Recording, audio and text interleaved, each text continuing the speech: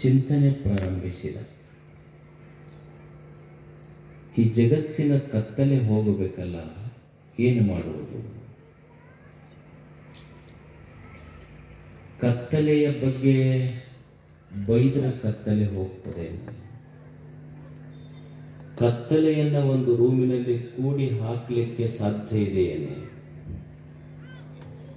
ಕತ್ತಲೆಯನ್ನ ಬಡಿದ್ರೆ ಕತ್ತಲೆ ಹೋಗ್ತದೇನು? ಸ್ಟೀವನ್ಸನ್ ಅಂತಾನೆ, ಬೈಯುವುದರಿಂದ ಕತ್ತಲೆ ಹೋಗುವುದಿಲ್ಲ, ಬಡಿಯುವುದರಿಂದ ಕತ್ತಲೆ ಹೋಗುವುದಿಲ್ಲ, ರೂಮಿನಲ್ಲಿ ಕೂಡಿ ಹಾಕುವುದರಿಂದಲೂ ಕತ್ತಲೆ ಹೋಗುವುದಿಲ್ಲ. ಕತ್ತಲೆ ಹೋಗಬೇಕಾದ್ರೆ ಏನೂ ಮಾಡಬೇಕಾಗಿಲ್ಲ, ದೀಪ ಹಚ್ಚು, ಕತ್ತಲೆ ತನ್ನಷ್ಟಕ್ಕೆ ತಾನೇ ಹೋಗ್ತದೆ.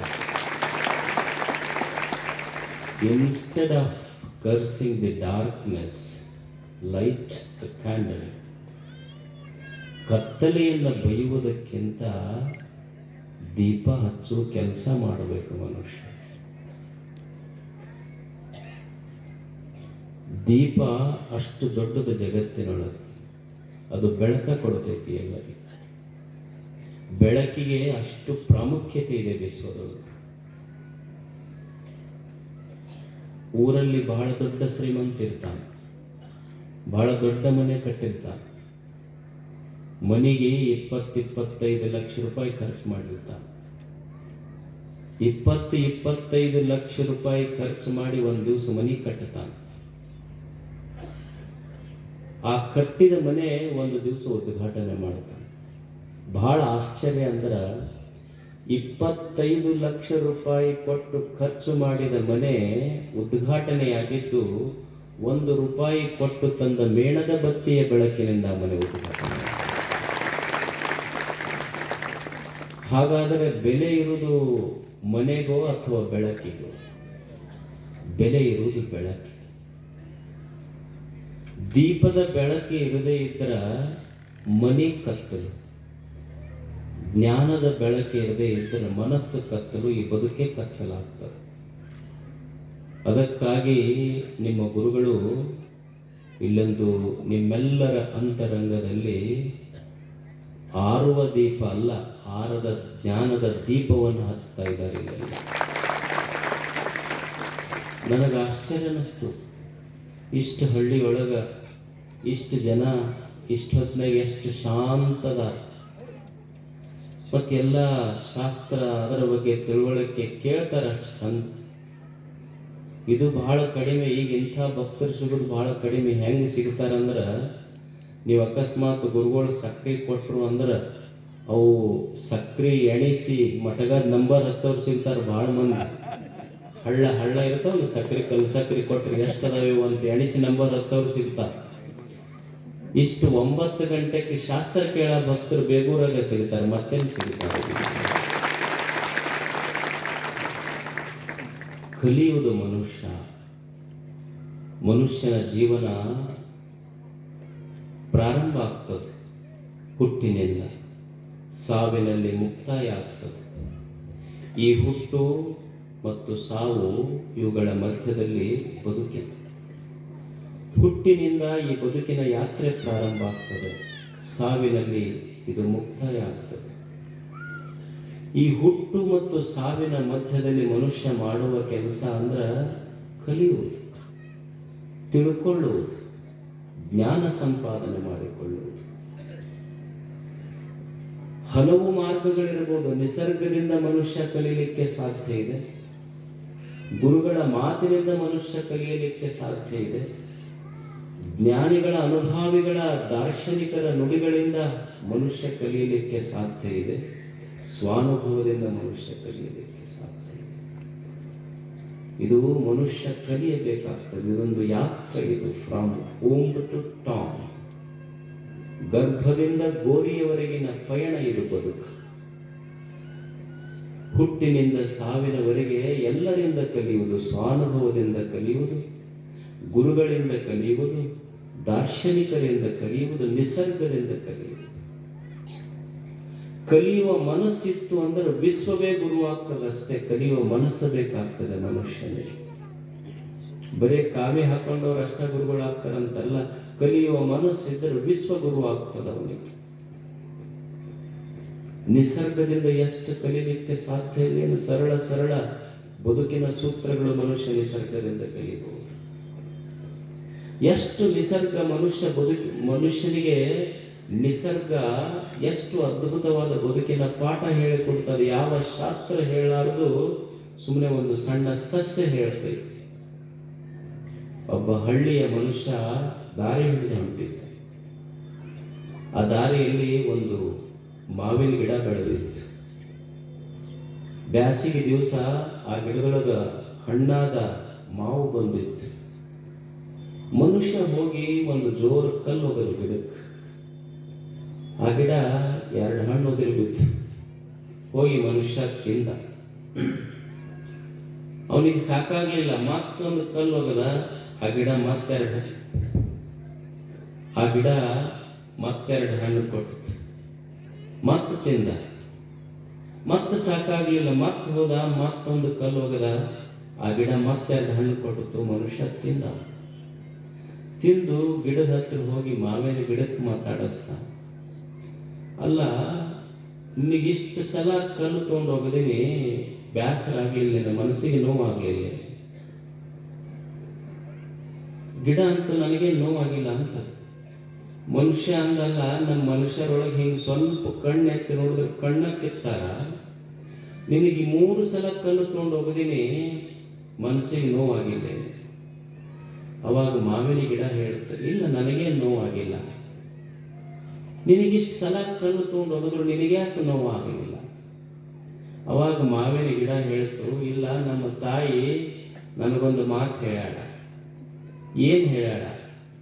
ನೋಡ್ತಮ್ಮ, ಈ ಊರಾಗ ನೀ ಬಹಳ ಎತ್ತರ ಬೆಳೆದಿ ಅಂದ್ರೆ ಕಲ್ಲು ತಗೊಂಡು ಹೋಗ್ಯವ್ರು ಬಹಳ ಹುಷಾರಿರು ಅಂತ ಹೇಳ್ಯಾಳ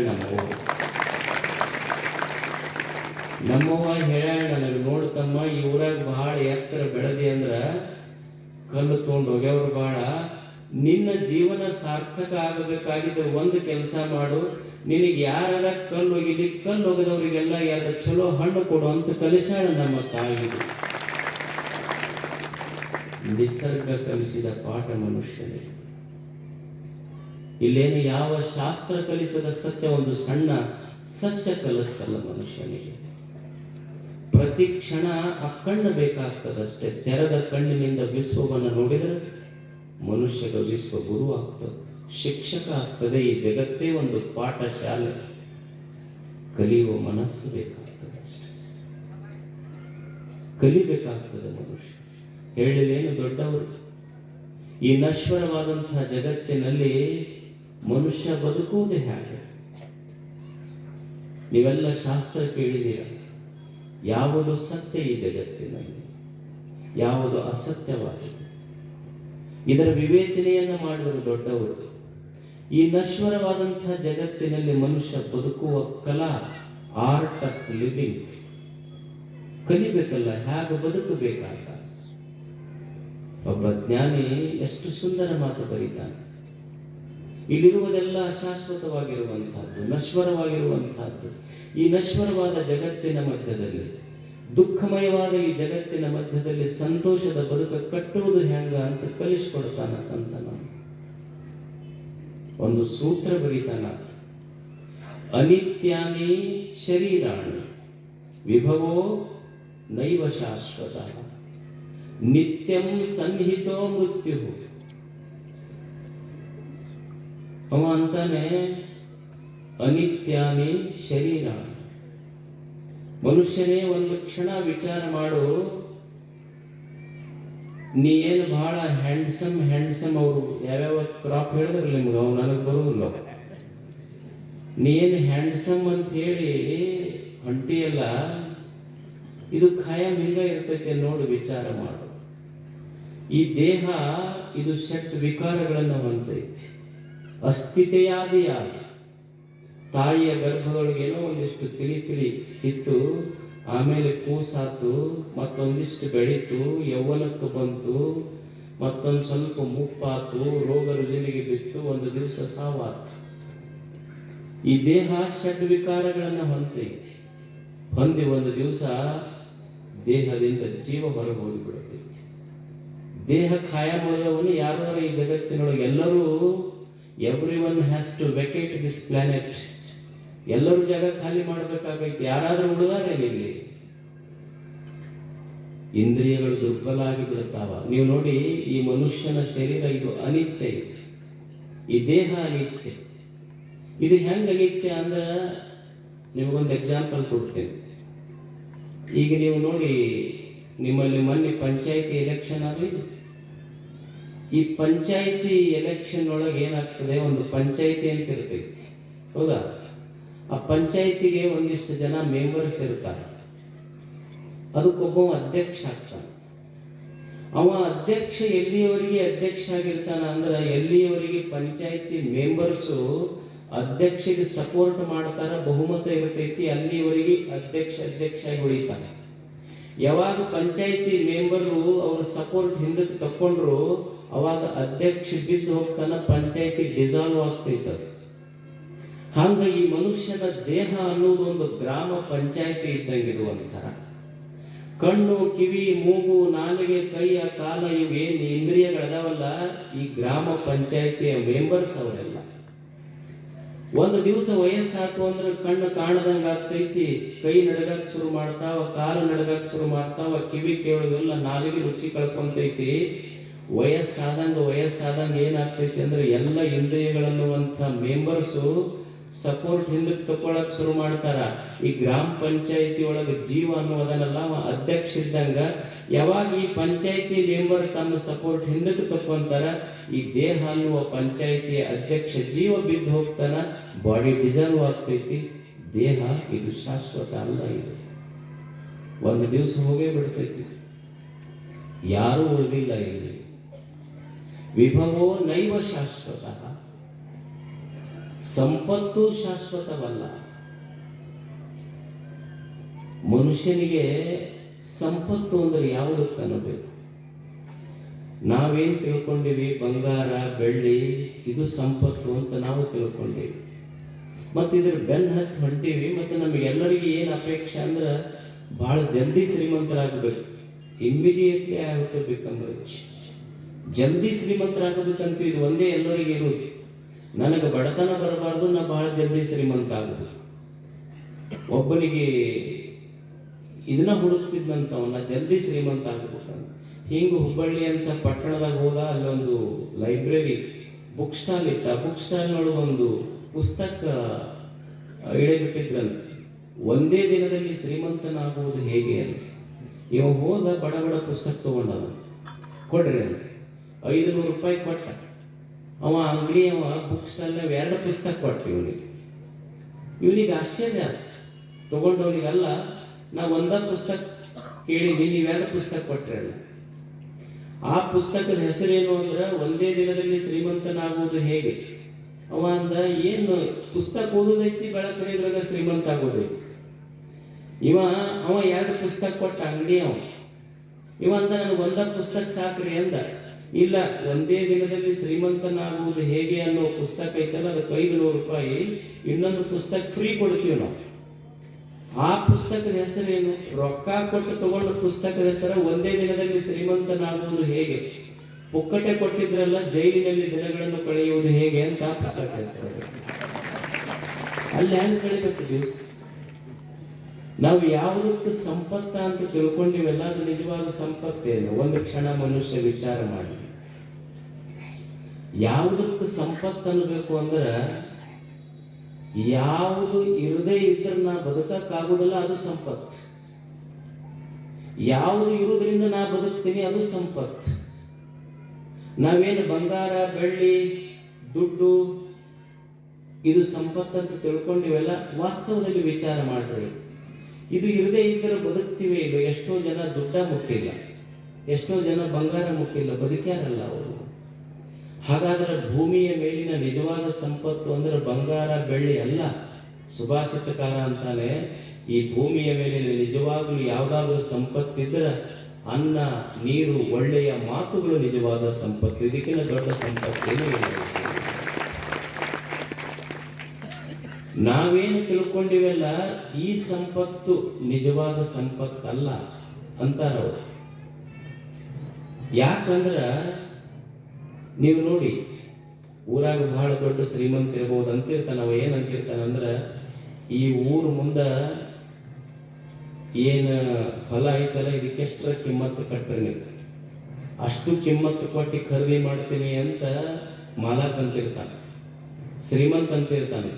ಆ ಊರು ಮುಂದಿನ ಭೂಮಿ ಅಂತಿರ್ತೈತಿ, ಇವತ್ತು ನೀನು ನನಗೆ ಎಷ್ಟರ ಕಿಮ್ಮತ್ತು ಕಟ್ಟು, ಒಂದ್ ದಿವ್ಸ ನನಗೆ ಕಿಮ್ಮತ್ತಿಲ್ಲಾರ್ದಂಗ ಕರ್ಕೊಂತೀನಿ ಅಂತ ಭೂಮಿ ಅಂತಿರ್ತೈತೆ. ಯಾರು ಸಂಪತ್ತನ್ನು ತಗೊಂಡು ಹೋದವ್ರು ಅದೀವೇನು ಖಾಯಮಾಗಿ. ಈಗ ನಾನು ಬಹಳ ಶ್ರೀಮಂತ ಅದೀನಿ ಅಂದ್ರೆ ಒಂದಿಷ್ಟು ವಿ ಆರ್ ಎಲ್ ಒಳಗೆ ಒಂದು ಕ್ವಿಂಟಲ್ ಹಾಕಿ ಕಳಿಸ್ಬೋದು, ತಗೊಂಡು ಹೋಗ್ಬೋದು. ಇಲ್ರಿ ನಂದು ಕಾರ್ ಐತಿ ಅಂದ್ರೆ ಅದ್ರಾಗ ಒಂದು ಅರ್ಧ ಕ್ವಿಂಟಲ್ ಒಯ್ಬೋದು. ಇಲ್ರಿ ನಾವು ವಿಮಾನದಾಗ ಹೋಗ್ತೀವಿ ಅಂದ್ರೆ ಬಹಳ ಬಿಡುದಿಲ್ಲ, ಅಲ್ಲಿ ಒಂದು 23 to 25 kg ಅಷ್ಟ ನೀವು ಹೊತ್ಕೊಂಡು ಹೋಗ್ಬೋದು. ಮತ್ತು ವಿಮಾನದಕ್ಕಿಂತ ಮ್ಯಾಲ ಹೊಂಟ್ರೆ ಎಲ್ಲರೂ ಖಾಲಿ ಕೈಯಿಂದ ಹೋಗಬೇಕಾಗ್ತೈತಿ, ಯಾರು ಸಂಪತ್ತು ತಗೊಂಡು ಹೋಗ್ಲಿಕ್ಕೆ ಆಗುದಿಲ್ಲ. ವಿಭವೋ ನೈವ ಶಾಶ್ವತ. ಹೊಲ ಹೋಗೈತಿ ಮನಿ ಹೋಗೈತಿ ಅಂತ ನಾವು ಒತ್ತೀವಿ, ಮನಿ ಹೊಲ ನಮ್ಮ ಸಲುವಾಗಿ ಎಂದರ ಅತ್ತವ. ನಾವು ಒಂದು ದಿವಸ ಒಂದು ಕ್ಷಣ ವಿಚಾರ ಮಾಡ್ಬೇಕಲ್ಲ, ಎಷ್ಟು ಬಡದಾಡ್ತಾನೆ ಮನುಷ್ಯ ಅದರ ಸಲುವಾಗಿ. ನಿತ್ಯಂ ಸನ್ನಿಹಿತೋ ಮೃತ್ಯು. ಮನುಷ್ಯನಿಗೆ ಸಾವು ಅನ್ನೋದು ಪ್ರತಿ ಕ್ಷಣ ಕಾಯ್ತಾ ಇದೆ ಅಂತ. Death can stump you anywhere, any time, at any moment. ಸಾವು ಅನ್ನೋದು ನಿನ್ನ ವಿಕೆಟ್ ಎಲ್ಲರೂ ಉಳಿಸ್ಬೋದು, ಅದು ಸ್ಟಂಪೋಟ ಮಾಡ್ತೈತಿ ನಿನಗಂತ. ಮನುಷ್ಯ ಯಾರು ಉಳಿಲಿಕ್ಕೆ ಸಾಧ್ಯ ಇಲ್ಲ. ಇಲ್ಲಿ ಬಂದವರೆಲ್ಲ ಒಂದ್ ದಿವ್ಸ ಹೋಗಬೇಕಲ್ಲ. ಸಾವನ್ನು ತಪ್ಪಿಸ್ಲಿಕ್ಕೆ ಯಾರ ಕಡೆಯಿಂದ ಸಾಧ್ಯ ಐತೆ? ಒಬ್ಬ ಯಮ ಬಂದಂತ ಒಂದ್ಸಲ ಒಬ್ಬನಿಗೆ ಸಾವ ಅವನು ಮುಗಿದಿತ್ತು, ಡೇಟ್ ಬಂದಿತ್ತು, ಅವನು ಕೊನೆ ದಿವಸ ಇತ್ತು, ಅವನು ಲಾಸ್ಟ್ ಡೇಟ್ ಇತ್ತು. ಅವನು ಬಂದು ಒಂದು ಲಿಸ್ಟ್ ತಗೊಂಡು ಬಂದ. ಯಮ ತಗೊಂಡು ಬಂದು ಅವನ ಮನೆ ಹತ್ರ ಬಂದು, ನೋಡಪ್ಪ ಈ ಲಿಸ್ಟಿನೊಳಗೆ ನೀನ ಅದಿ ಫಸ್ಟ್, ಇವತ್ತು ನಿಂದು ಮುಗೀತು, ಕಾನೂನು ಪ್ರಕಾರ ನಿನ್ನ ಕರ್ಕೊಂಡು ಹೋಗಕ್ಕೆ ಬಂದೀನಿ ಯಮಲೋಕಕ್ಕೆ ಅಂದ. ಅವ ಮನುಷ್ಯ ಆತನಪ್ಪ, ಇನ್ನು ನನ್ನ ಮಕ್ಕಳು ಮದುವೆ ಮಾಡಬೇಕು, ಹೊಲ ಹಿಡಿಬೇಕು, ಊರು ಮುಂದೆ ಭಾಳ ಕೆಲಸ ಅದಾವ, ಇವ ಈಗ ಕರ್ಕೊಂಡು ಹೋಗಕ್ಕೆ ಬಂದಲ್ಲ. ಅವಾಗ ಅವ ಅಂದ, ಯಮ ಬಾಪ ಇಲ್ಲಿ ಕೂಡ್ ಬಾ ಅಂತಂದು ಅವನಿಗೆ ಕಟ್ಟಿ ಮೇಲೆ ಕೂಡಿಸಿ ಚಲೋತ್ನಿಗೆ ಊಟ ಮಾಡಿಸಿ ಹಾಲು ಕೊಟ್ಟು ಸುಮ್ಮನೆ ಕೂಡಲಿಲ್ಲ. ಆ ಹಾಲಿನೊಳಗೆ ಒಂದು ನಿದ್ದೆ ಗುಳಿಗೆ ಹಾಕಿಕೊಟ್ಟ. ಅದು ಪಾಪ ಯಮ ಮಕ್ಕೊಂತದ, ನಿದ್ದೆ ಹತ್ತದ ಜೋರದು. ನಿದ್ದೆ ಹತ್ತದ ಮೇಲೆ ಇವ ಏನ್ ಮಾಡ್ದ ಅಂದ್ರೆ, ಹೆಂಗೂ ನಿದ್ದೆ ಹತ್ತೈತೆ ಅಂತ ತಿಳ್ಕೊಂಡು ಲಿಸ್ಟ್ ಏನ್ ತೊಗೊಂಡ್ಬಂದಿದ್ದಲ್ಲ ಯಮ, ಫಸ್ಟ್ ಇವನ್ ಲಿಸ್ಟ್ ಇವನ ಹೆಸರು ಇತ್ತಲ್ಲ, ತನ್ನ ಹೆಸರು ಕೆಳಗಿಟ್ಟ. ಅದ್ರಾಗ ಇಟ್ಟು ಅವನ ಕೈಯಾಗ ಕೊಟ್ಟು ಅವ ಎಚ್ಚರ ಆದ ಕೂಡಲೇ ಅವನ ಕೈಯಾಗ ಪೇಪರ್ ಕೊಟ್ಟ. ಯಮ ಅಂದ, ನಾನು ಇಷ್ಟು ವರ್ಷ ಈ ಭೂಲೋಕಕ್ಕೆ ಬಂದಿದ್ದೆ, ಇಷ್ಟು ಅತಿಥಿ ಸತ್ಕಾರ ಯಾರೂ ಮಾಡಿಲ್ಲ, ನಿನ್ನ ಮೇಲೆ ನನಗೆ ಬಹಳ ಪ್ರೀತಿ ಆಗೈತಿ. ಈಗ ನೋಡು, ಮೊದಲು ನಿನ್ನ ಹೆಸರು ಫಸ್ಟ್ ಇತ್ತಲ್ಲ, ಈಗ ಮ್ಯಾಲಿನಿಂದಿಲ್ಲ ಕೆಳಗಿನಿಂದ ಕರ್ಕೊಂಡು ಹೋಗ್ತೀನಿ ಅಂದ. ಮತ್ತ ಅವನ ಹೆಸರು ಬಂದಿರ್ತಾನೆ. ಯಾರು ಉಳಿಲಿಕ್ಕೆ ಸಾಧ್ಯ ಇಲ್ಲ. ಇಲ್ಲಿ ಹುಟ್ಟದ ಒಂದು ದಿವಸ ಸಾಯುವುದ ಈ ಜಗತ್ತಿನಲ್ಲಿ, ಹೋಗುವುದಲ್ಲ. ಯಾರು ಉಳಿಲಿಕ್ಕೆ ಬಂದ ಈ ಜಗತ್ತಿನೊಳಗೆ ಒಂದು ಸತ್ಯ, ಒಂದು ನಿಯಮ ಇದೆ. ಏನು ಅಂದ್ರ, ಕಟ್ಟಿದ ಮನಿ ಬೀಳಲೇಬೇಕು, ಅರಳಿದ ಹೂವ ಬಾಡಲೇಬೇಕು, ಹಚ್ಚಿದ ದೀಪ ಆರಲೇಬೇಕು, ಹುಟ್ಟಿದ ಮನುಷ್ಯ ಸಾಯಲೇಬೇಕು. ಇದು ನಿಸರ್ಗದ ನಿಯಮ, ಇದನ್ನು ತಪ್ಪಿಸ್ಲಿಕ್ಕೆ ಆಗುವುದಿಲ್ಲ. ನಿತ್ಯಂ ಸನ್ನಿಹಿತೋ ಮೃತ್ಯು. ಪ್ರತಿ ಕ್ಷಣ ಸಾವು ಅನ್ನೋದು ಕಾಯಕತ್ತದ ಮನುಷ್ಯ. ಇದು ತಿಳ್ಕೋಬೇಕು, ಇದು ಸತ್ಯ ಅಷ್ಟೇ. ಈಗ ನೀವು ನೋಡ್ರಿ, ನಮಗೊಂದು ಬೆಳೆ ಕೂದಲು ಬಂತು ಅಂದ್ರೆ ತಲೆ ತುಂಬಾ ಕರೆ ಕೂದಲು ಇರ್ತಾವ. ಸುಮ್ಮನೆ ಒಂದು ಬೆಳೆ ಕೂದಲು ಬಂದ್ರು ಹಳ್ಳ ಮಳ್ಳ ಕನ್ನಡಿ ಮುಂದೆ ಹೋದವ್ರು ಅದು ಒಂದೇ ಕೂದಲು ಹಿಡ್ಕೊಂಡಿರ್ತೈತಿ ನಾವು, ಹೌದಾ? ಅಂದ್ರೆ ತಿಳ್ಕೋಬೇಕು ಮನುಷ್ಯ. ಮತ್ತು ಬೆಳೆ ಕೂದಲು ಬರವಲ್ಲ, ಬರಬಾರ್ದಂದ್ರೆ ಹೆಂಗ? ಬೆಳೆ ಕೂದಲು ಬರವಲ್ಲ. ಈಗ ನೀವು ಊಟ ಮಾಡ್ತೀರಿ, ಊಟ ಮಾಡೋ ಹೊತ್ತಿನಾಗ ಫಸ್ಟ್ ಏನು ಉಣ್ತೀರಿ? ರೊಟ್ಟಿ ಉಣ್ತೀರಿ, ಚಪಾತಿ ಉಣ್ತೀರಿ, ಆಮೇಲೆ ಏನು ಉಣ್ತೀರಿ? ಅನ್ನ, ಆಮೇಲೆ ಹೋಳಿಗೆ ಹುಗ್ಗಿ ಉಣ್ತೀರಿ, ಕೊನೆಗೆ ಏನು ಉಣ್ತೀರಿ? ಅನ್ನ ಉಣ್ತೀರಿ. ಅನ್ನ ಹೆಂಗಿರ್ತೈತಿ? ಬೆಳಗಿರ್ತೈತಿ. ಅಂದ್ರೆ ಬೆಳೆ ಅನ್ನ ಉಣ್ಣಾಕತ್ರ ಊಟ ಮುಗಿಯಾಕ ಬಂದೈತಿ ಅಂತ ತಿಳ್ಕೊಬೇಕು. ತಲೆಯಾಗ ಬೆಳೆ ಕೂದಲು ಬಂದ್ರೆ ಜೀವನ ಮುಗಿಯಾಕ ಬಂದೈತಿ ಅಂತ ತಿಳ್ಕೊಬೇಕು. ಇಷ್ಟ ಸಾಕ್ತಾರೆ. ತಿಳ್ಕೊಳ್ಳುವಿಕೆಯಲ್ಲಿ ಐತಷ್ಟೇ. ನಿತ್ಯಂ ಸನ್ನಿಹಿತೋ ಮೃತ್ಯು. ನೀವು ಅನ್ಬೋದು ಪ್ರತಿ ಕ್ಷಣ ಸಾವು ಕಾಯಕತ್ತಂತೀರಲ್ಲ, ಹೆಂಗೆ ಸಾಧ್ಯ ಐತಿ? ನಾವು 700 ವರ್ಷ ಬದುಕಿದವ್ರು ನೋಡೀವಿ. ಇಲ್ಲೇ ಸಿದ್ಧಗಂಗಾ ಅಪ್ಪಗಳು 111 ವರ್ಷ ಬದುಕಿದ್ರು. ಮನುಷ್ಯ ಪ್ರತಿ ಕ್ಷಣ ಸಾಯ್ತಾನಂತ ಹೇಳ್ತೀರಲ್ಲ, ಹೆಂಗ? ಬುದ್ಧ ಒಂದು ಸುಂದರ ಮಾತು ಬರೀತಾನೆ, ಸರ್ವಂ ಕ್ಷಣಿಕಂ. ಈ ಬದುಕು ಕ್ಷಣಿಕ. ಇದು ಹೇಗ ಅಂದ್ರೆ, ನೀವು ನೋಡಿ, ಜೀವಿ ಮನುಷ್ಯ ತಾಯಿಯ ಗರ್ಭದಿಂದ ಈ ಭೂಮಿಗೆ ಬರುವಾಗ ಮಾಡುವ ಮೊದಲ ಕೆಲಸ ಅಂದ್ರೆ ಉಸಿರು ತಗೊಳ್ಳೋದು. ಮನುಷ್ಯ ಈ ಭೂಮಿಯನ್ನು ಬಿಟ್ಟು ಹೋಗುವಾಗ ಮಾಡುವ ಕೊನೆಯ ಕೆಲಸ ಅಂದ್ರೆ ಉಸಿರು ಬಿಡುದು. ಉಸಿರು ತಗೊಂಡ ಅಂದ್ರೆ ಹುಟ್ಟದ ಅಂತ ಅರ್ಥ, ಉಸಿರು ಬಿಟ್ಟ ಅಂದ್ರೆ ಸತ್ತ ಅಂತ ಅರ್ಥ. ನಾವು ಪ್ರತಿ ಕ್ಷಣ ಉಸಿರು ತಗೊಂತೀವಿ, ಪ್ರತಿ ಕ್ಷಣ ಉಸಿರು ಬಿಡ್ತೀವಿ, ಅಂದ್ರೆ ಪ್ರತಿ ಕ್ಷಣ ಹುಟ್ಟುತ್ತೀವಿ, ಪ್ರತಿ ಕ್ಷಣ ಸಾಯ್ತೀವಿ. ಅದಕ್ಕೆ ಬುದ್ಧ ಇದನ್ನು ಕ್ಷಣಿಕ ಅಂದ. ಪ್ರತಿ ಕ್ಷಣ ಮನುಷ್ಯ ಹುಟ್ಟುತ್ತಾನೆ, ಪ್ರತಿ ಕ್ಷಣ ಸಾಯ್ತಾನೆ. ನಿತ್ಯಂ ಸನ್ನಿಹಿತೋ ಮೃತ್ಯು. ನಿಮಗನಿಸ್ತು ನಾವೇನೋ ಅಪ್ಪರೆರಡು ಚಲೋ ಪ್ರವಚನ ಹೇಳ್ತಾರಂತ ನಾವು ಬಂದಿವಿ, ನೀವು ಹೆದರ್ಸಕತ್ತಲ್ಲ. ನಮಗ ದೇಹ ಸುಳ್ಳಂದ್ರಿ, ಮತ್ತು ಸಂಪತ್ತು ಸುಳ್ಳಂದ್ರಿ, ಮತ್ತು ಸಾವಂತೂ ಕಾಯಕತ್ತೈತೆ ಅಂತೀರಿ, ಮತ್ತು ಮಾಡೋದಾರೆ ಏನು ಮಾಡ್ಬೇಕೀಗ? ಅವರ ಹೇಳ್ತಾರೆ, ನಾವು ಹೇಳೋದಲ್ಲ. ಜ್ಞಾನಿಗಳೇ ಅದನ್ನು ಮಾಡಿಟ್ಟಾರ ಬುದ್ಧಿ ನಮ್ಮ ಸಲುವಾಗಿ. ಮತ್ತೇನು ಮಾಡೋದ್ರಿ? ಕರ್ತವ್ಯೋ ಧರ್ಮ ಸಂಗ್ರಹ. ಕರ್ತವ್ಯ ಡ್ಯೂಟಿ ಬೇರೆ, ರೆಸ್ಪಾನ್ಸಿಬಿಲಿಟಿ ಬೇರೆ. ಕರ್ತವ್ಯ ಅಂದ್ರೆ ಡ್ಯೂಟಿ ಅಲ್ಲ, ಇಟ್ ಇಸ್ ರೆಸ್ಪಾನ್ಸಿಬಿಲಿಟಿ. ಅದು ಜವಾಬ್ದಾರಿ. ಅದು ಕರ್ತವ್ಯೋ ಧರ್ಮ ಸಂಗ್ರಹ. ಮನುಷ್ಯನೇ ಇದೆಲ್ಲ ಸುಳ್ಳಿದೆ. ದೇಹ ಒಂದು ದಿವಸ ಹೋಗ್ತದೆ, ಸಂಪತ್ತು ನೀನು ಕೂಡ ಬರುವುದಿಲ್ಲ, ಸಾವು ಒಂದು ದಿವಸ ನಿನಗೆ ಕಟ್ಟಿಟ್ಟ ಬುದ್ಧಿ. ಅದರ ಹುಟ್ಟು ಸಾವಿನ ಮಧ್ಯದಲ್ಲಿ ಇದು ಯಾವುದು ನೀನು ಗಳಿಸಿಟ್ಟ ಸಂಪತ್ತು ನಿನ್ನೊಂದಿಗೆ ಬರುವುದಿಲ್ಲ. ದೇಹದೊಳಗ ಜೀವ ಹೋತು ಅಂದ್ರೆ ದೇಹ ಮಣ್ಣಿನ ಪಾಲು, ಪಿಂಡ ಕಾಗೆಯ ಪಾಲು, ಅಸ್ಥಿ ಗಂಗೆಯ ಪಾಲು, ಆಸ್ತಿ ಗಳಿಸಿದ ಆಸ್ತಿ ಮುಂದೆ ಕುಂತಳವ್ರ ಪಾಲು. ನಿನ್ನ ಪಾಲು ಏನಾದರೂ ಇದ್ರೆ ನೀ ಜೀವನದೊಳಗೆ ಮಾಡಿದ ಪುಣ್ಯ ಕಾರ್ಯಗಳು ಮಾತ್ರ ನಿನ್ನ ಪಾಲು ಅಷ್ಟೇ. ಅದು ಮಾತ್ರ ನಿನ್ನ ಜೊತೆ ಇರುತ್ತೆ. ಕರ್ತವ್ಯೋ ಧರ್ಮ ಸಂಗ್ರಹ. ಅದಕ್ಕೆ ಇಂಥ ಕೆಲಸ ಮಾಡು.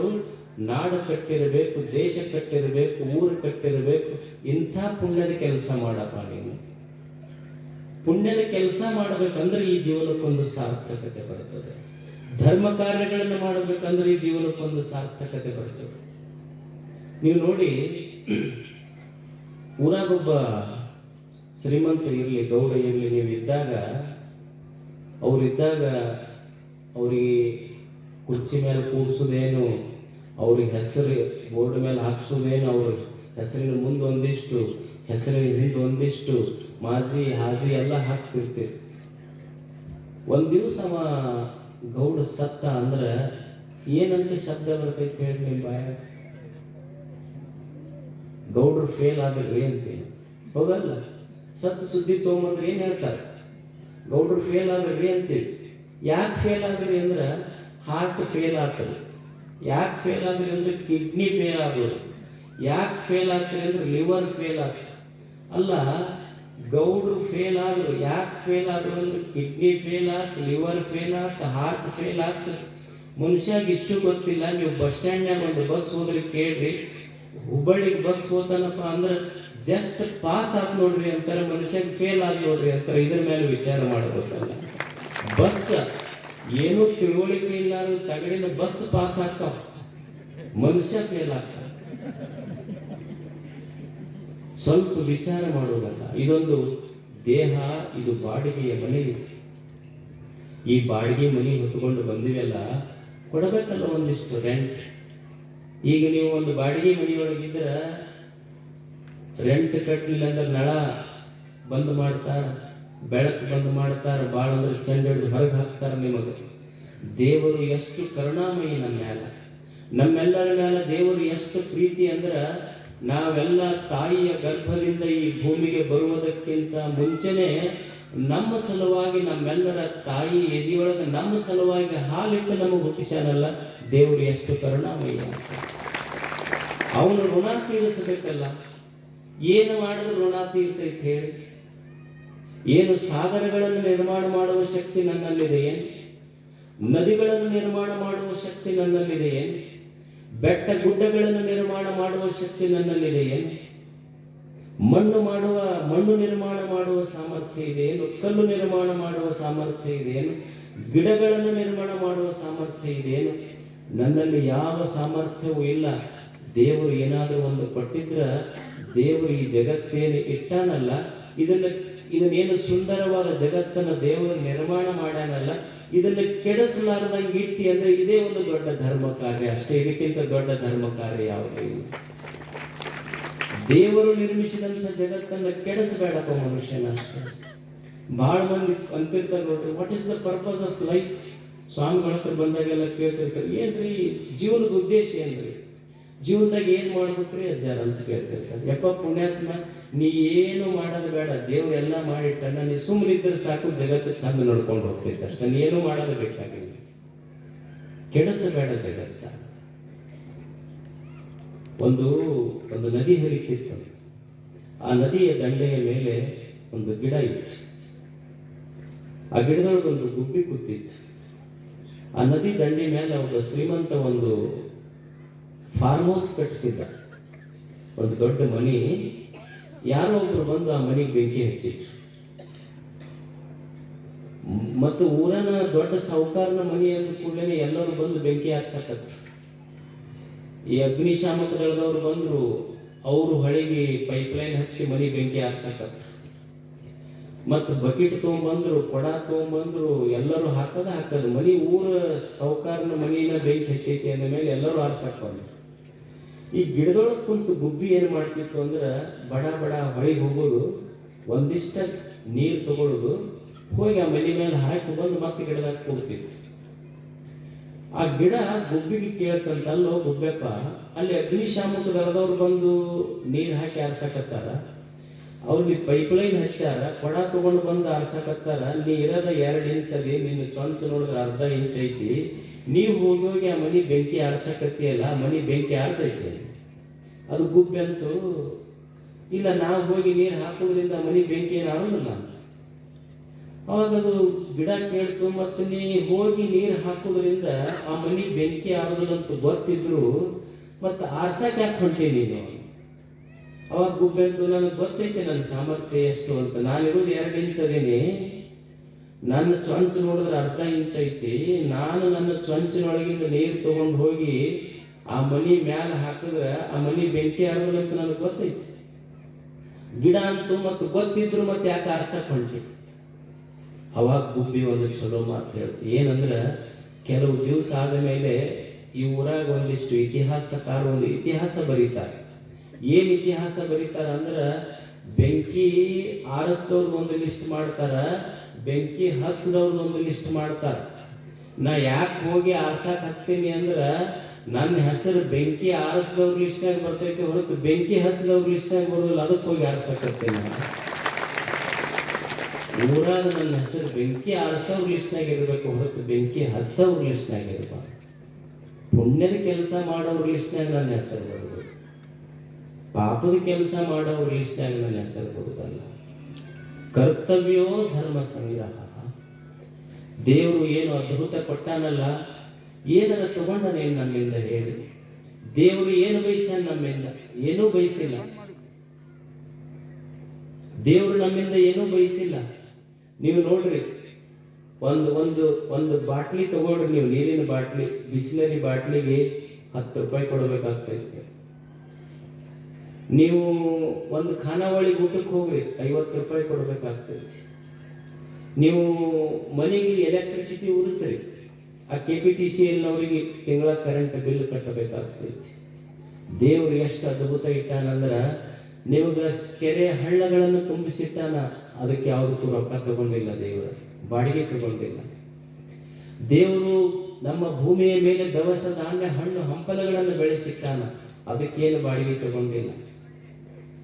ಇಷ್ಟೆಲ್ಲ ಸೂರ್ಯ ಚಂದ್ರಗಳನ್ನ, ಆರದ ದೀಪಗಳನ್ನು ಹತ್ತಿಸಿಟ್ಟಾನ, ಅದಕ್ಕೇನಾರ ಯಾರಿಗೆ ಬಾಡಿಗೆ ಕೇಳೇನೆ? ದೇವರು ಬಾಡಿಗೆ ಕೇಳಿಲ್ಲ. ನೀವು ಸುಮ್ಮನೆ ನೀವು ಒಂದು ಸೈಕಲ್ ಟ್ಯೂಬ್ ಹೋದ್ರೆ ಪಂಚರ್ ಹಾಕಿದ್ರೆ 10 ರೂಪಾಯಿ ತಗೊಂತಾರ. ಈ ದೇಹ ಅನ್ನುವಂಥ ಒಂದು ತೊಗಲಿನ ಟ್ಯೂಬ್ ಇಟ್ಟು ಅದಕ್ಕೆ 9 ರಂಧ್ರಗಳಿಟ್ಟು ಮತ್ತಿದನ್ನು ಪಂಚರ್ ಆಗಲಾರ್ದಂಗೆ ನೋಡಿಕೊಂಡನಲ್ಲ, ಎಷ್ಟು ಅದ್ಭುತ ಕೊಡುಗೆ ಅವನದು ದೇವರು. ಅವ ಕೊಟ್ಟ ಕರುಣೆ ಈ ದೇಹ, ಇದಕ್ಕೆ ಒಳ್ಳೆಯದಕ್ಕೆ ಉಪಯೋಗ ಮಾಡಬೇಕು ಮನುಷ್ಯ ಅಷ್ಟೇ. ಈ ದೇಹ, ಈ ಮನ, ಬುದ್ಧಿ, ಭಾವಗಳನ್ನ ಸತ್ಕಾರ್ಯಕ್ಕೆ ಉಪಯೋಗ ಮಾಡ್ಕೋಬೇಕಾಗ್ತದೆ. ಅದಕ್ಕೊಬ್ಬ ಶರಣ ಅಂತ, ತನುವೆಂಬ ಗುಡಿಯೊಳಗೆ ಮನವೆಂಬ ಸಿಂಹಾಸನವನ್ನಿಕ್ಕಿ ಘನ ಮಹಾಲಿಂಗವ ಮುಹೂರ್ತಗೊಳಿಸಿ ಸಕಲ ಕರಣೇಂದ್ರಿಯಗಳಿಂದ ಪೂಜೋಪಚಾರವ ಶೃಂಗರಿಸಬಲ್ಲಡೆ ನಮ್ಮ ಅಖಂಡೇಶ್ವರ ಲಿಂಗದಲ್ಲಿ ಘನ ಮಹಿಮನೆಂಬೆ. ಯಾರಿಗೆ ದೊಡ್ಡವರು ಅನ್ನಬೇಕಂದ್ರೆ ಯಾರ ಕೈಯಿಂದ ಸತ್ಕಾರ್ಯಗಳನ್ನ, ಮನದಿಂದ ಸದ್ವಿಚಾರಗಳನ್ನ, ಬಾಯಿಂದ ಒಳ್ಳೆಯ ಮಾತುಗಳನ್ನು ಆಡ್ತಾರಲ್ಲ ಅವರು ಶರಣರು. ಶರಣರು ಅಂದ್ರೆ ಎಲ್ಲೋ ಗುಡದಾಗ ಹೋಗಿ ಕುಂತವ್ರಲ್ಲ. ಶರಣರು ಅಂದ್ರೆ ಮನೆ ಮಠಗಳನ್ನು ಬಿಟ್ಟವರಲ್ಲ. ಯಾರಿಗೂ ಶರಣರು ಅನ್ನಬೇಕು ಅಂದ್ರೆ ತಲೆಯಲ್ಲಿ ಸದ್ವಿಚಾರ, ಕೈಯಲ್ಲಿ ಸತ್ಕಾರ್ಯ, ಎದೆಯಲ್ಲಿ ಸದ್ಭಾವ, ಭಾಷೆಯಲ್ಲಿ ಒಳ್ಳೆಯ ಸುಭಾಷೆ ಯಾವನಲ್ಲಿತ್ತು ಅವ ನಿಜವಾದ ಶರಣ. ಅಂಥವ್ರಿಗೆ ಶರಣರು ಅನ್ನಬೇಕಂತ. ಮಾತು ಸ್ವಚ್ಛ ಇರಬೇಕು, ಕಾರ್ಯಗಳು ಸ್ವಚ್ಛ ಇರಬೇಕು, ವಿಚಾರಗಳು ಸ್ವಚ್ಛ ಇರಬೇಕು.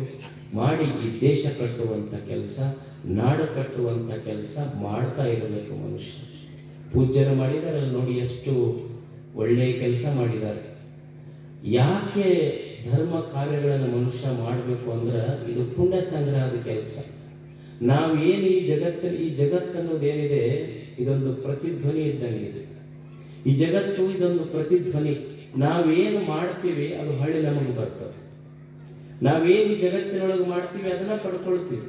ಈಗ ನೀವು ಗೋಲ್ ಗುಮ್ಮಟದ ಹತ್ರ ಹೋಗ್ರಿ, ನೀವು ಗೋಲ್ ಗುಮ್ಮಟದ ಹತ್ರ ಹೋಗಿ ನಮಸ್ಕಾರಿ ಅಂದ್ರೆ ಹೊಳ್ಳಿ ನಿಮ್ಗೇನು ಬರ್ತದೆ? ನಮಸ್ಕಾರಿ ಅಂತ ಬರ್ತದೆ. ಯಾಕೋ ಅಂದ್ರೆ ಹೊಳ್ಳಿ ಯಾಕೋ ಅಂತ ಬರ್ತದೆ. ಹಾಗೆ ಈ ಜಗತ್ತಿನೊಳಗೆ ನೀ ಏನು ಮಾಡ್ತಿ, ಏನು ಕೊಡ್ತಿ, ಏನು ನುಡಿತಿ ಅದನ್ನೇ ಪಡ್ಕೊಂತಿ ಜಗತ್ತಿನಿಂದ. ಒಬ್ಬ ಒಂದು 3 ಜನ ಕುಡುಕರು ಇದ್ರಂತ. ಅವ್ರು ತಿರುಪತಿಗೆ ಹೋಗ್ಬೇಕಾಗಿತ್ತಂತವ್ರು. ಹುಬ್ಬಳ್ಳಿ ಅಂತ ಬಸ್ ಸ್ಟ್ಯಾಂಡ್ಗೆ ಹೋದ್ರಂತ. ಹೋಗಿ ತಿರುಪತಿ ಹೋಗೋ ಟ್ರೈನ್ ಏನಿತ್ತು ಭಯಂಕರ ಪ್ಯಾಕೆಟ್ ಅದು. ಇವ್ರು ಏನು ಮಾಡಿದ್ರು ಅಂದ್ರೆ ಇದು ಹೆಂಗೆ ಹೋಗೋದು, ಎಲ್ಲಿ ಇಷ್ಟು ಅಷ್ಟ ಜಾಗನೇ ಇಲ್ಲಲ್ಲ ಇದ್ರಾಗ. ಅದ್ರಾಗ ಒಬ್ಬ ಇದ್ದಂತ ಅವ ಅಂದ, ನೋಡು ನಾ ಹೆಂಗೆ ಬಿಡಿಸ್ತೀನಿ ನೋಡಿ ಜನರಿಗೆ ಜಾಗ ಅಂತ. ಹೋಗಿ ಏನು ಕೊನೆ ಡಬ್ಬಿ ಇತ್ತಲ್ಲ ಭಯಂಕರ ರಶ್ ಇತ್ತಂತೆ. ಇಲ್ಲ ಹಾವು ಬಂದೈತೆ ಅಂತ ಹೇಳ್ದಂತೆ ಎಲ್ಲರಿಗೂ. ಹೇಳಿದ ತಕ್ಷಣ ಎಲ್ಲರೂ ಓಡಿ ಹೋದ್ರಂತೆ ಡಬ್ಬಿ ಬಿಟ್ಟು. ಇವ್ರು 3 ಹತ್ತಿದ್ರು. ಅದು ಅರ್ಧ ತಗೊಂಡು ಬಂದಿದ್ರು, ಇನ್ನು ಅರ್ಧ ಉಳಿಸ್ಕೊಂಡು ಬಂದಿದ್ರು. ಮತ್ತೆ ಅಲ್ಲಿ ಕುಂತು ತಗೊಂಡ್ರವ್ರು. ತಗೊಂಡು ಆರಾಮ್ ಮುಕ್ಕೊಂಡ್ರವ್ರು. ನೋಡಿ ಹೆಂಗೆ ಸರಿಸಿದ್ರು ಎಲ್ಲರಿಗೆ ಅಂತ ಹೇಳಿ ಆರಾಮ್ ನಿದ್ದೆ ಮಾಡಕತ್ರು. 5 ಗಂಟೆ ಆಯ್ತು ಬೆಳಿಗ್ಗೆ. 5 ಗಂಟೆಗೆ ಚಾಯ್ ಅಂತೇಳಿ ಹುಡುಗರು ಬರ್ತಾವಲ್ಲ, ಅವ ಬಂದು ಕೂಡಲೇ ಅವ ಸ್ವಲ್ಪ ಎಚ್ಚರಾಗಿತ್ತು. ಯಾವರಿಗೆ ಬಂತು ಟ್ರೇನ ಅಂದ. ಅವಾಗ ಅವ ಅಂದ ಹುಬ್ಬಳ್ಳಿಯಾಗ ಐತಿದ್ವ ಅಂತ. ಅವ್ರಿಗೆ ಆಶ್ಚರ್ಯ ಆಗ್ತದೆ, ತಿರುಪತಿ ಹೊಂಟಿತ್ತಲ್ಲ ಟ್ರೇನು. ಹೌದು, ಟ್ರೇನ್ ಏನೋ ತಿರುಪತಿ ಹೊಂಟಿತ್ತು. ಇದ್ರಾಗ ಹಾವು ಬಂದಿದ್ದಕ್ಕೆ ಈ ಕೊನೆ ಡಬ್ಬಿ ಬಿಟ್ಟು ಮುಂದಿನ ಅಷ್ಟ ತಗೊಂಡು ಹೋಗ್ಯಾರ ಅವರು ಅಂತ ಹೇಳಿದಂತ. ನಾವೇನು ಮಾಡ್ತೀವಿ ಜಗತ್ತು ನಮಗದು ಕೊಡ್ತದೆ ಅಷ್ಟೇ. ಪ್ರತಿಧ್ವನಿ ಈ ಜಗತ್ತು. ಅದಕ್ಕೆ ಮನುಷ್ಯ ಇದನ್ನು ಕಲಿಯುವುದು, ದುಶ್ಚಟಗಳನ್ನು ಬಿಡುವುದು, ದುಷ್ಕರ್ಮಗಳನ್ನು ಬಿಡುವುದು. ಪೂಜಾ ಅಂದ್ರೆ ಏನೂ ಅಲ್ಲ. ನೀವು ಸಿದ್ಧಾರೂಢರ ಗದ್ದಿಗೆಗೆ ಪ್ರತಿನಿತ್ಯ ನಡ್ಕೊಂಡ್ರ ಪೂಜಾ ಅಂತಲ್ಲ. ನಿಜವಾದ ಪೂಜಾ ಯಾವುದು ಅಂದ್ರೆ ನಾವು ದುಶ್ಚಟಗಳನ್ನು ಬಿಟ್ರ, ದುರ್ಗುಣಗಳನ್ನು ಬಿಟ್ರ, ದುರ್ಭಾವಗಳನ್ನು ಬಿಟ್ರ. ನೀವು ಸಿದ್ಧಾರೂಢ ಗುಡಿಗೆ ದಿವಸ ಬರಬೇಕಾಗಿಲ್ಲ. ಇವನ್ನು ಬಿಟ್ರಿ ಅಂದರೆ ಸಿದ್ಧಾರೂಢನ ನಿಮ್ಮ ಜಗಲಿಯ ದೀಪವಾಗಿ ಮನೆಯಾಗ ಬೆಳಗಕ್ಕೆ ಶುರು ಮಾಡ್ತಾನೆ.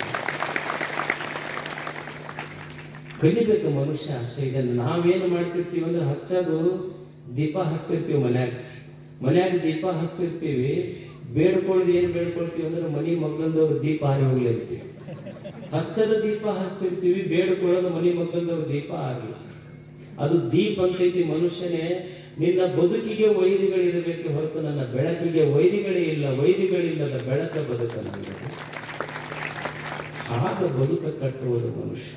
ಅಂಥ ಒಂದು ಸುಂದರ ಬದುಕು ಕಟ್ಟಲಿಕ್ಕಾಗಿಯೇ ಪೂಜ್ಯರು ತಮಗೆಲ್ಲ ಕೂಡಿಸಿದ್ದಾರೆ. ನಿಮಗೆಲ್ಲ ನೋಡಿ ಸಂತೋಷ ಆಯ್ತು. ತಮಗೆಲ್ಲ ಒಳ್ಳೆಯದಾಗಲಿ, ಇಂಥ ಕಾರ್ಯಗಳು ಸದಾ ನಡೀತಾ ಇರಲಿ ಅಂತ ಹಾರೈಸಿ ನಮ್ಮ ಮಾತುಗಳನ್ನು ಮುಗಿಸ್ತೇನೆ.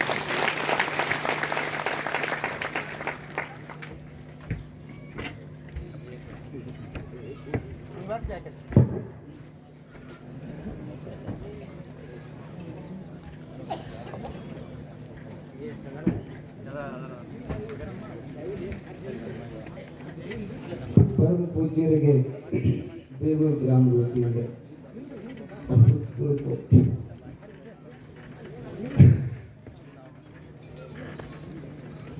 ಪೂಜ್ಯರು ಸನ್ಮಾನವನ್ನು ನಿರಾಕರಿಸ್ತಾ ಇದ್ದಾರೆ. ಅವರೇನೂ ಸನ್ಮಾನವನ್ನು ಒಂದು ಮಾಲಿ ಸಹಿತ ಹಾಕಿಸಬಹುದಿಲ್ಲ. ಅವ್ರು ಬಂದ ಕೂಡಲೇ ಆ ಪೂಜ್ಯರು ಹೋಗ್ತಾ ಇದ್ದಾರೆ. ಆ ಪೂಜ್ಯರಿಗೆ ವೈಯಕ್ತಿಕವಾಗಿ ಹಾಗೂ ತಮ್ಮೆಲ್ಲರ ಪರವಾಗಿ ಹೃತ್ಪೂರ್ವಕವಾಗಿರುವಂಥ ಧನ್ಯವಾದಗಳನ್ನು ಸಮರ್ಪಣೆ ಮಾಡುತ್ತಾ ನಾಮಸ್ಮರಣೆಯೊಂದಿಗೆ ಪೂಜ್ಯರನ್ನು ಬೀಳ್ಕೊಡುವಂತರಾಗೋಣ.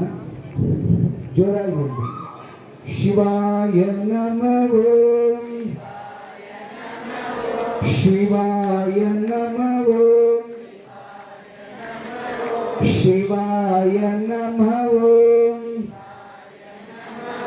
ಶಿವಾಯ ನಮಃ, ಶಿವಾಯ ನಮಃ.